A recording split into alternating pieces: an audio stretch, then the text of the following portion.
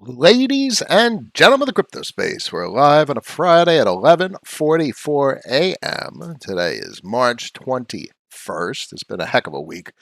The entire week has been absolutely blood red, 50, 60%, and whatever the number is at this point. And the thoughts that come to my mind are nothing really has changed. What's most pertinent is the narrative shift has occurred and how to approach the markets. What folks look at too much is the principal valuation. Now, we know that the macroeconomic trends are occurring. We know things are changing. We know the crypto space has assets and markets that have specific functions that will allow us to do different things. And these things are capitalizable upon. And that's extraordinarily meaningful. So I question almost daily, does a bull or a bear market mean anything?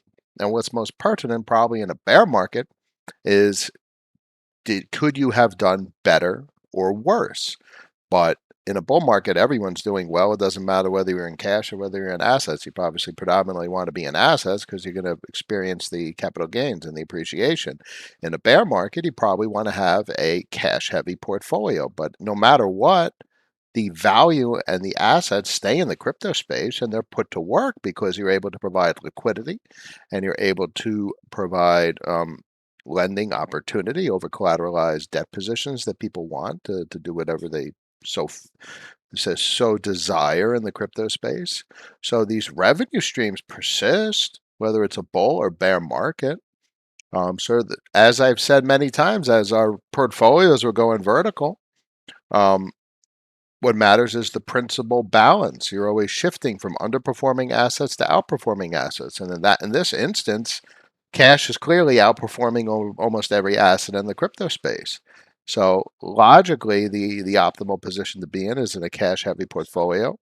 That percentage obviously is subjective, but I see no reason not to be allocated towards assets, particularly because at some point the assets bottom.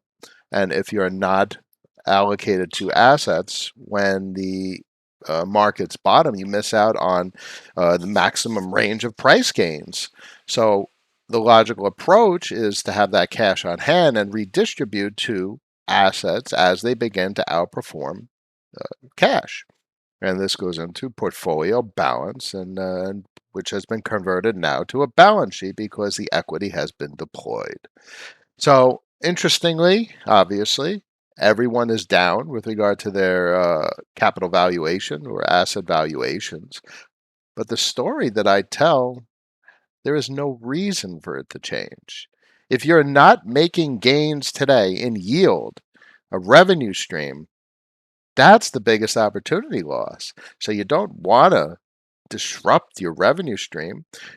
Just like when the pandemic hit in March, every effort was made to keep the revenue streams going because that's all that matters. Obviously, the value of a business or the value of various products were disrupted, but the revenue stream and the constant flow of cash, capital flow, supply and demand of goods, the logistics, so on and so forth. That's all that's critical. And we could provide those services in the crypto space. So analogous, and that's why I talk on the topic so much. Providing liquidity is providing the necessary fundamentals for these digital markets to function. And that's mission critical. We got to keep the systems going. And also, we're capitalizing on them. Be the bank, boys and girls. Bottom line, does a return of the bear market matter anymore? I don't think it does. Today's episode is sponsored by Change Angel, the non-custodial swap exchange for social goods. Stop depositing on exchanges, not your keys, not your crypto, non-custodial DeFi, or nothing at all. All right, let's pop it over to the main screen and see who's in the stream. Winner in trainings in the house. Gulp. Yep. Craig breaking China bans Bitcoin for the 487,000 millionth time. Yep. Sam, we're live. Ring candle fire, Igor. Hey, no exposed but alive. Yep. We all are, and it would have been irrational to not be. Persons that had more cash on the balance sheet probably did better than persons that had more assets on the balance sheet. And that makes sense. And you rebalance the balance sheet accordingly. You seek out the best opportunities possible, given the capital and equity that you have available to you. And what matters is the revenue stream. Craig's in the house. Oh, yeah. Labro, love the shirt. Yeah. Irresponsibly long. So, but that is like buy low, sell high type mentality. So I obviously I like Raoul's ideology, but my narrative is much more robust. That capital needs to work. That equity needs to be put to work. That makes all the difference. Captain Weber in the house. Always a pleasure. Dr. T. Yes, June, Chinese government keeps offering buying opportunity. Well, if you have that capital, if you did when when the markets were dipping to 30K on Bitcoin, if you weren't buying on the way down, and if you have capital, sure, cheaper assets are a great time to purchase assets. At some point, it bottoms. It doesn't matter whether it's a prolonged bear market, a short-term bear market. At some point, it bottoms. It always does. That's not a question of if, but when. It's the nature of all cyclical markets. Sentiment shifts, the sentiment will turn around.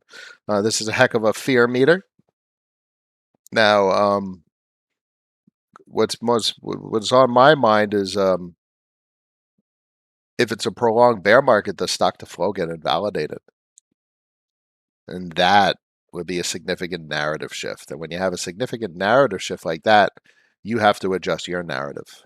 So that's something to keep an eye on. Keep an eye on 100 Trill, Plan B, and see what he says about the data. Ultimately, that is what's most pertinent from the longest time horizon perspective. Gut says it's not invalidated. Gut says it's on trend. And yeah, got to check on his Twitter account to see what his analysis is. And obviously, Willy Woo, you got to check on Willy Woo. And I would say that he probably says that this is the accumulation zone. There's a huge amount of support in this region. I believe he said it in the past about 35K, and it would be like a black swan event. And this was the black swan event. It was a depreciative cascade. The entire market was net long, and all it took was a dump of like a couple of bill to push the long positions over the liquidation threshold, and bam, the cascade, and it cascaded all the way down. And that's the way it works. Sam, cash flow, baby. Oh yeah. Ugly days in the market, but BSC to Matic bridges popping up had me excited. Listen, the market was crashing. Centralized exchanges were down. Ethereum was at a bajillion gwei for a transaction. It would have been $2,000, $3,000, $4,000 for a transaction at times. And meanwhile, Polygon was a fraction of a penny per transaction, and it was fully functional. Food for thought. It's a heck of a narrative right there, because we know what happened last summer with Ethereum when gas was digestible, palatable price, wasn't horrible. But now we have Polygon with basically zero transaction fees, predictably consistent, quick transactions, fits the Ethereum narrative. Ethereum and Matic are synergistic, Polygon, but nothing about the narrative has changed. All we're seeing is the price action, and this is why it's overwhelmingly obvious to me to keep the balance sheet deployed and functional and working. When the markets get hairy in the legacy financial system, do you shut down a business? Or do you rebalance the books? Do you take on some additional debt? Do you pay off some debt? That's exactly what businesses do. So, operating the portfolio as a business, looking at it as a balance sheet, this is a period of adjustment, recalibration. But you don't close the doors of a business, you keep the damn business operating. Was listening to another guy waiting for the start of this. China, apparently a second drop to attack guy in China. Conspiracy theory, maybe. Who knows? Critical mass, Jim. It's irrelevant. You can contemplate these realities, these theories, and what's most pertinent is what I've distilled it to. The narrative. We have tools and utilities and networks and markets, and we have a business model that has been very clearly identified that is effective, consistent, lucrative. It's volatile. The principle is volatile, but you're going to be able to generate a revenue stream in bad times and in good times. So that's something that's very meaningful. And that is a very, very different story as compared to 17 and 18. And that gives all the reason necessary that an immense amount of capital is going to remain in the DeFi space. So maybe even Bitcoin isn't the best place to look. Total value locked in DeFi is probably an interesting metric today. Check out DeFi Llama and DeFi Pulse, and that probably would be a very interesting metric. If those are relatively elevated, I don't. Then you have if you have excess outflow from DeFi, there's literally no rationality there. The only rational play is to keep your dollars on Curve earning 30, 40, 50%. If someone opportunistically was able to liquidate at the right time, and you could earn 30, 40, 50% on your dollars, you extract your capital. What the heck are you going to do with it? There's literally nothing to do with it in the legacy financial system. DeFi is a black hole. Capital is going to come in, it's not going to go out. And even if some of it goes out, it's going to be a staircasing pattern upwards more and more and more over time because opportunity seeks out the best, or people seek out the best opportunity. And that's really what we're looking at, and that's what we've been talking about for the last year and a half at this point.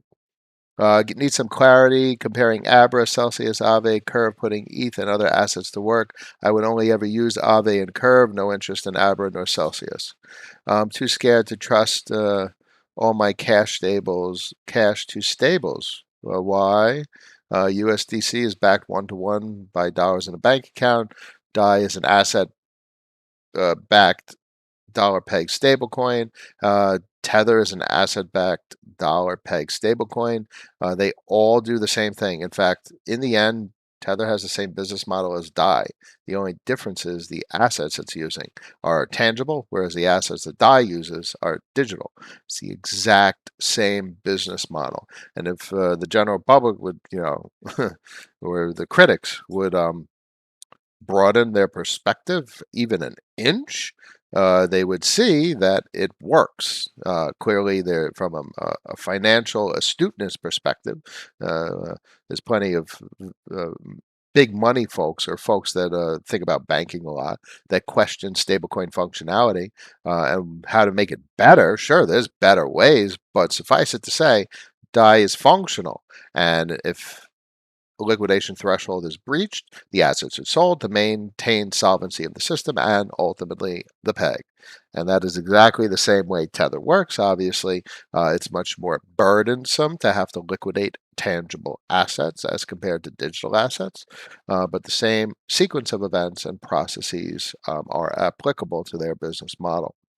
I do know a little bit about Stacker Ventures, not something that's on my radar too much at this point. Larry says, Big Larry in the house, spit the truth, brother. Heck of a day to spit the truth. I got to keep this stream short. I have a 12:15 phone call, but let's look through some charts and take a peek at some things. I read that if 4% of Tether is withdraw, who the fuck is going to withdraw cash? Who wants cash? No, it has nothing to do with that because they could sell assets to get cash. This is a collateralized stablecoin. The assets will get liquidated if a person's position, if the principal in a person's Tether position decrease below the critical threshold, they will be margin called.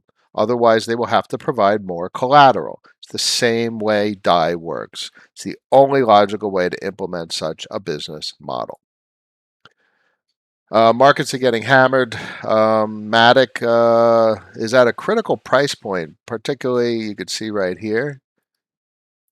Let's see if it falls down lower.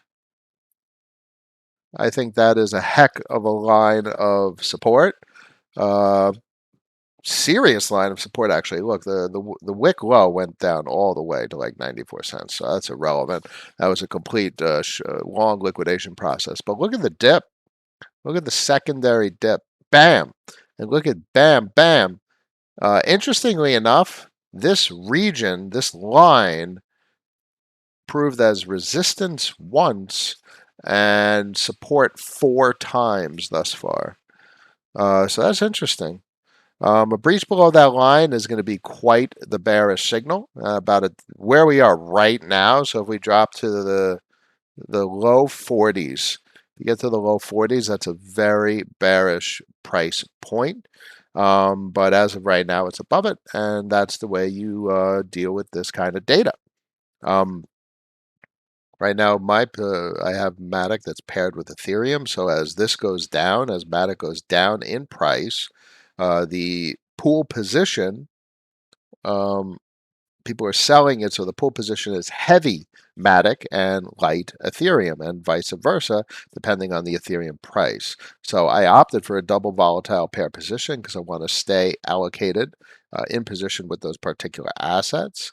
And depending on which one is outperforming, the pool's balance will adjust accordingly. And meanwhile, the pool is spitting out 130% APY. So yeah, that pays more than all my work from all my jobs combined. Now, typically, I'm not allocated to such positions, which is why the yield is so high. Typically, I'd be in more so an Aave type position setup and borrowing cash and putting that cash to work on Curve, which generated me historically much less yield as compared to what I'm making now. So, interestingly, because of uh, the way I'm seeing the market play out and the pool positions that I've chosen to be in, I'm actually generating like 2 times as much daily revenue as I did when the markets were hot. I had a very different posture when the markets were hot, operating more so in a leveraged cash type of implementation rather than using the principal directly. This is more of a protective type of posture, I would argue, because pools, particularly V2 uni type pools like Sushi Swap in particular, are balanced pools. One side goes up, the other side goes down. That is what I wanted to be exposed to at a time like this, um, rather than just a cash leveraged position. It wasn't enough. Uh, uh, it wasn't enough. Not protection for the principal assets, but I just gut instinct was to not do that type of allocation for now. I think there's going to be, if, for instance, if Ethereum outperforms, great. I expect both to outperform considering the narrative at play. So if both outperform, the entire position is going to do well. MFI is the most oversold it's been in a while. The 10th, it's about 11 days. That's before this expansive rip up from 70 cents. That is a heck of an MFI reading. Let's zoom out to the 4-hour. So all said and done, it didn't even hit oversold on the 4-hour. And it bounced off the 200 EMA on the 4-hour. And the second dip down didn't even hit the 100 SMA. 200 SMA is down here in blue. And we're holding at this heavy congestion region where there was a lot of chop for a period of time. This is a very interesting chart, and I think it shows strength. Obviously, it was extremely inflated, particularly look at where the averages were. And this was a massive, massive mean regression and an exchange of assets from old holders to new holders, a cost basis reset process, which is still occurring. As more people sell, the average price that people have the asset at goes up, which means if you think of a market mostly rational, which all markets are mostly rational, except this liquidation process. That's not a rational process. But the market has regained rationality. So in a rational market, once the average price that participants own the asset at is at the current price point, anything less than that, the average sale will be at a loss. So in a rational market, which we've regained at this point, um, this is bottom hunting, and that's the bottom hunting process. What is that average price where buyers start to exceed sellers because people don't want to sell in a loss? So I like this chart. It looks good. It's been a big hit from the top. Bear in mind, who else's entry was in the 70s? And I know plenty of people got in the 30s. So you guys are up like 100, 200, 30 cents. You're up 500% as of right now. So that's a heck of a position to be in. And time horizon makes all the difference when attacking these markets. Let me go through a couple of comments, and then I'm going to wrap up the stream a little early today. How do you get started with Curve? You go to polygon.curve.fi. I wouldn't operate on Ethereum anymore. It's too expensive. So you get your assets on Polygon and you put dollars into Curve. And you're going to earn 30% incentivized returns and about 10% or so on the base APY auto compounding. Jose, USDT is backed by the big boys that will take care of it in their own way until another method is needed that won't go down without a fight. I think that is a reasonable statement in most regards. The dollars needed are there, or at least the way the dollars are able to access the crypto space, the pathway is there, and that is a critical pathway. That's what supports the system, and this is a lucrative system where capital gains can be made. And while there's a lot of capital gains being taken right now, that narrative changes inevitably. It always does. That's the way markets cycle. Ended up buying Matic for 4 cents more than the Doge I sold. Doge. Oh, so you probably bought it in the 30s. You did the right thing. 30 cents is a heck of an entry on Matic. You're up 500% at this point. Where is the Matic pool? Sushi on Polygon, obviously on Polygon. Killis is in the house. 51 people in the stream, 21 likes. We can do better. Let's wrap up the stream. Discord is fire. We got a great group of people that are talking on a daily basis. We're holding each other's hand through this entire process. We're talking the same narrative that I talk about on a daily basis. Talking about portfolios being converted to balance sheets, putting your capital to work, how to protect your principal, how much cash should be in a portfolio, what kind of portfolio balance, are you focused on collateralizable assets, how much risk are you taking, and frankly, random statement in there is if you can't collateralize an asset, that's a heck of a problem, in my opinion. VeChain's future, no idea. It's completely off my radar. DigiLight's in the house, always a pleasure. So if you are having doubts or fears or want to talk, have any questions about how to proceed with turning your portfolio into a cash generating business, that's exactly the place where Discord can provide some serious feedback from persons that have a significant amount of experience with bullish and bearish market price action at this point. Heck of a group of people we have in there. It's a pleasure and an honor to talk with them on a daily basis. I literally hang out there all day long. Friday, 12:07 p.m., May 21st. I wish everyone a wonderful weekend. I hope this market rips to the upside over the weekend. We'll see what happens, but we'll do the best we can, and that's all we could ever do. Make sure your assets and your positions and your capital and your portfolio and your balance sheet is working so you don't have to. I wish you all a wonderful weekend, and I will see you on Monday. Peace.